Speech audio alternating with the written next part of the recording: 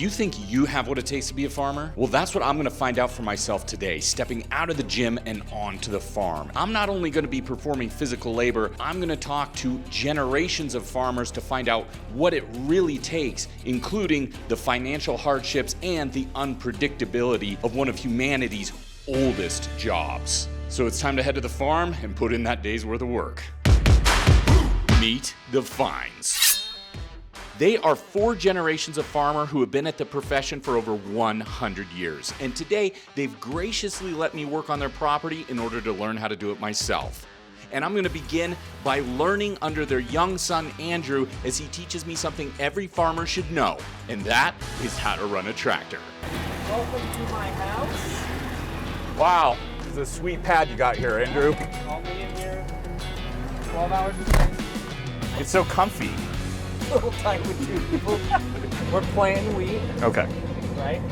So this is the GPS. Okay. So this is Peak Farm Simulator. This is peak farm. Okay, there we go. Push the button until it locks in. Can't touch the wheel. Gotcha. And then you'll drop the grain trailer. That's it. Wow. So this is what you do for 12 hours 12 a day. hours a day. You go Nice. up and down. What do you do all day? Not much. Just sit here, literally. Listen to music. Your dad actually, a couple years ago, was on GPS. He was on his phone, looked up and went through a fence.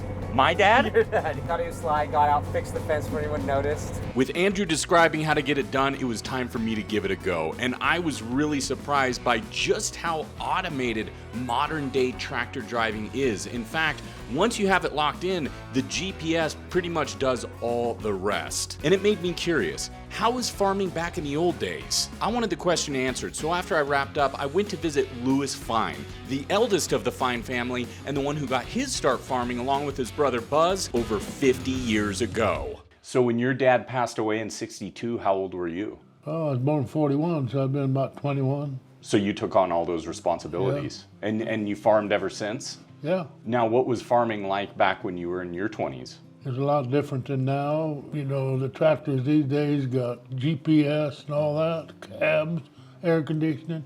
We didn't have that in those days. When was the time that you could no longer farm? I think I hung it up about when I was 78. What were some of the physical hardships of farming back when you were young? Well, trying to make ends meet. If there was another profession you could have done, would it be something else or would it just be farming? I don't know, I never really thought about doing anything else. Brought up farming and just kept farming. Was it satisfying work? Most of it, yeah.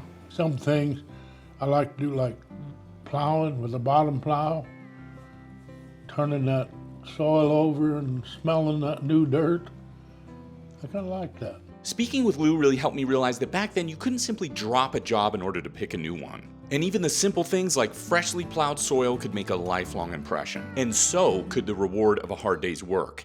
And that's exactly what they had me do next. Removing weeds and rocks, 2 never-ending threats to a farm field and something still done the old-fashioned way, using manual labor. Thankfully, I had some help, including Louis, who some of you may remember from when we trained him as a teenager in the gym. But now, it was his turn to teach me how to farm. Louis, last time we saw each other was 8 years ago. Is this where you imagine yourself in 8 years? I did not, and hopefully by this time next year, we won't still be here, so. And as you can see, Louis developed into a very handsome 26-year-old man. Single, by the way, ladies, so get off of Farmers Only and just hit him up in the comments. What is your female audience?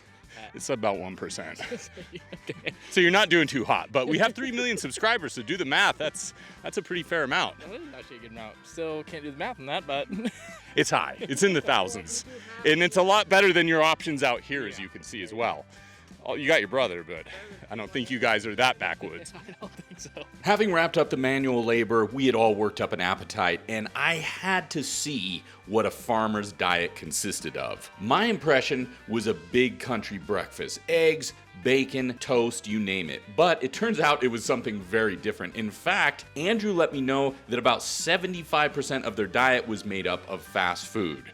Why? Convenience. They may be feeding the nation some of the world's best food, but that doesn't necessarily mean they're eating it themselves. And once we were finished with the fast food, it was off to have something just a little bit better. I got something very special, Dad.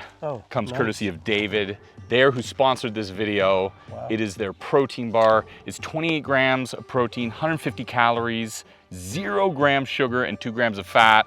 Wow. This is gonna taste a hell of a lot better than that fast food did. Yeah. I could have given it to the other guys, but yeah. I wanted to save all of it for us. No. They'll never know until they watch the video.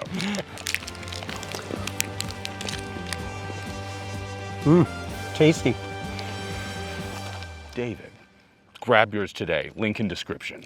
With the afternoon well underway, we had to hustle in order to get the day's job done, especially as we prepared for the winter season. And it was a great opportunity to talk to Phil, the head of the Fine household, who told me what it takes to be a farmer and some of the hard realities of performing such a job. Now, do you think farming's better now than it was then? No. The expense side has gotten so out of hand. For someone getting into farming, there's probably going to be a lot of anxiety and stress involved. There's an old adage that you can either buy land or equipment. You can't buy both. And now with both land, but especially equipment so expensive, to get your foot in the door, you would have to have an in almost. Either born to it or marry into it. Kind of hard just off the bat just to get into it. And speaking of bankroll, what are we looking at? Like, let's say, your combine breaks down and you just gotta buy a new one. What's the price there? So a new one would be around $750,000. Wow. For a combine. And you're gonna need more than just a combine. Yeah, you need several tractors and you need implements. The neighbor just bought a sprayer that is robotically controlled. It sprays target weeds, and you can go through and it'll just spot spray. And they say that it cuts your chemical costs by 70–80%. How long do you think you're gonna be able to continue farming? You'll find me on a ditch bank with a shovel in my hand, and like I always tell my wife, just throw a little dirt on me so the crows don't get me and I'll be good. Do you think it was hard for your dad to give up farming? Oh yeah, still is. If there was one parting word of advice you could give to a new farmer, what would it be? I think the biggest thing would be get good at finances, because I'm horrible at paperwork. Luckily my wife's, well, she's not very good either, but I think there's so much we do that is basically like gambling. We're betting on the market, like right now, to get better. There's a lot of farmers planting crops this year. You talk to them, I don't know why I'm planting it, but I gotta plant something. With Phil helping to enlighten me on the realities of modern day farming, it was time for me to face another reality. Could I run a backhoe in order to load a full rig up with hay and finalize all the tasks before the winter season set in? It was a tough task, but thankfully I had the help of DIY Duke, my dad and an employee on Phil's farm. Was I up to the task? We were about to find out. First thing we're gonna do is crank this old Caterpillar up. There she goes. So we'll go ahead and move forward. It's kind of like a giant claw machine. Yeah, it is.